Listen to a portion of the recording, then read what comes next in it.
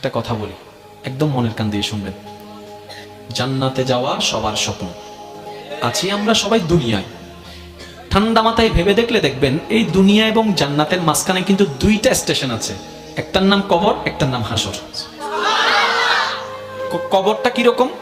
আমাদের দুশ্মনরা না, আপন জনেরাই কিন্তু খনন করবে, আপন জনেরাই কিন্তু লাশটা রাখবে, আবার আপন জনেরাই কিন্তু ওই দেহটার উপরে বাঁশ বিছিয়ে মাটি চাপা দিবে, চতুর্দিক থেকে অন্ধকার করে ফেলবে। মনে রাখবেন, কবর আলোকিত হয় ঈমানের আলোয়, সুবহানাল্লাহ, আর হাসর আলোকিত হবে আল্লাহর রহমতের সাথে আপনার আমলের আলোয়, সুবহানাল্লাহ। হাসর আলোকিত হবে আমলের গুণে, কবর আলোকিত হবে ঈমানের গুণে। আর ঈমানটা কানে থাকে না, মনে থাকে। তাহলে সেই মনটাকে যদি আপনি পরিষ্কার করে ফেলতে পারেন, হ্যাঁ সুক্ত, এটা একদিনে হয় না, এটা এক সপ্তাহে হয় না, এটা এক মাসে হয় না, এটা এক বছরে হয় না। এটা হচ্ছে বান্দা চেষ্টা করতেই থাকবে হিংসা থেকে যেন সে নিজেকে বাঁচাই রাখতে পারে। মন চাচ্ছে অন্যের বদনাম করতে, সে জিহ্বাকে কামড় দিয়ে রাখবে, দুনিয়া উল্টায় যাক, আমি বদনাম করব না, আমি বদনাম করব না, আমি বদনাম করব না। মন বলছে তাকে মেরে ফাটাই ফেল রাগের কারণে, আপনি বলবেন দুনিয়া উল্টায় যাক, আমি তার গায়ে হাত তুলবো না, আমি মাফ করে দিলাম, আমি মাফ করে দিলাম। কেউ একজন এসে বলল অমুক তোর নামে বদনাম করছে, যা যা বিশ্রী কথা বলছে, আপনি মুস্কি হেসে কথাটাকে রিসিভ করে বলবেন আলহামদুলিল্লাহ, আমি তাকে মাফ করে দিয়েছি। এভাবে যখন বান্দা চেষ্টা করতেই আছে, শয়তান আপনাকে হয়তো অন্তর ঘরে, না হয় বন্ধু বান্ধব দিয়ে কিছু কথা আপনাকে কানের মধ্যে পিন দিবে। যেমন কিছু কেউ আপনাকে এসে বলবে যে তুই কি ঠান্ডা হয়ে গেলি, তুই কি হার মেনে গেলি, তুই কি পরাজিত হয়ে গেলি, তুই মারতে পারিস মারস না কেন, তুই বলতে পারিস বলস না কেন, তুই বাধা দিতে পারিস দিস না কেন। আপনি বলবেন দুনিয়াকে খুশি করার আমার দরকার নাই, আমার রবকে খুশি করার দরকার। সুবহানাল্লাহ। মনে রাখবেন ভাইয়ের একটা কথা, সব কিছুর মূলে রব। আপনি ডাইনে থাকেন, বামে থাকেন, সামনে থাকেন, পিছনে থাকেন, এভরিথিং, সব কিছুর মূলে গিয়ে রব। যেমন আসেন, কষ্ট নেবেন না আমার কথায়। কোন একটা কথা, কোন একজন মানুষ যদি প্রথমে ওই অ্যাক্সিডেন্ট হয়, প্রথমে লয়ে যাবে হন মেডিকেল, হন্ডা ডাক্তারে সাইরা হবে চিরাং মেডিকেল লই যাবে না, তন না হন্ডা চিরাং মেডিকেল হতো আগা হইতাম ডাহলা সাইরা হতো তো বেশি রিস্ক ফাইতাম জোর হ না, পারেন না জায়গা সব জান না, পারেন না ইন্ডিয়া লাও ফাইতাম না, লন্ডন যাবে হন্ডা, লন্ডন সিঙ্গাপুর ইতারা হদ্দ মারে এই মেশিন আলাপ তো নাই, আমেরিকা যাবে, আমেরিকা যাওয়ার পরে ডাক্তার হদ দেয় ইতা হদ আর হনমিকে যাইতো না হইস কোডিয়া তুম গুতে চলি সিধা হন্ডা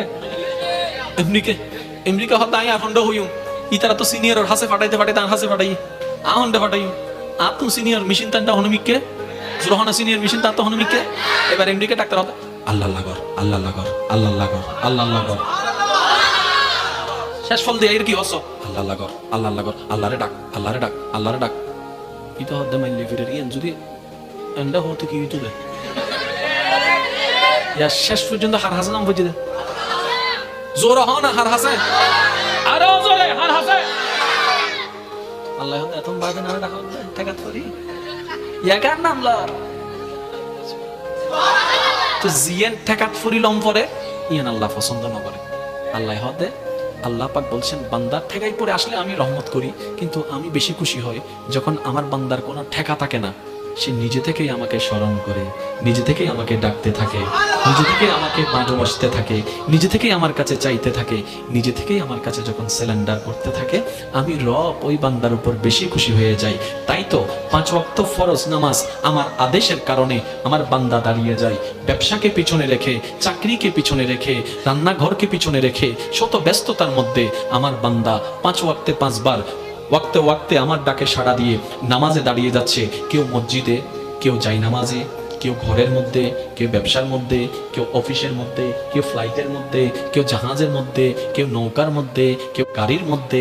আমার বান্দা শত ব্যস্ততার মধ্যে শুধু আমার আদেশটা পালন করার জন্য 5 ওয়াক্তে 5 বার শত ব্যস্ততার মধ্যে আমাকে ভালোবেসে, আমাকে হাজিরা দেওয়ার জন্য, আমার দরবারে হাজিরা দেওয়ার জন্য, আমাকে খুশি করার জন্য আমার বান্দা নামাজ পড়তে থাকে। কিন্তু এর ভিতরেও যদি কোনো বান্দা রাতের ঘুমটা হারাম করে, যাই নামাজটা বিছিয়ে চুপি চুপি সবাই ঘুম তাহাজ্জুদের জন্য দাঁড়িয়ে যায়, আমি রব তখন আরো বেশি খুশি হয়ে যাচ্ছি।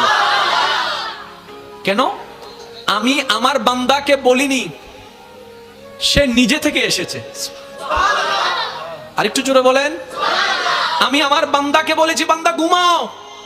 বান্দা দাঁড়াই গেল জামাতে নামাজে, বান্দা দাঁড়াই গেল যাই নামাজে।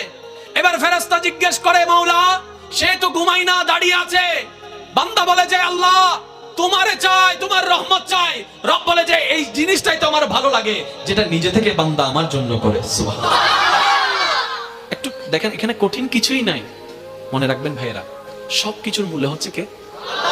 তো যেখানে মূলটা আপনার আল্লাহ, আগে থেকে ওনাকে ধরে বসে থাকেন না। ওয়াতাসিমু বিহাবলিল্লাহ। সুবহানাল্লাহ। তাহলে কিন্তু আর এত দিক বেদিক ডাইং বাম করার কোনো সুযোগ দরকারই নাই। বলেন না?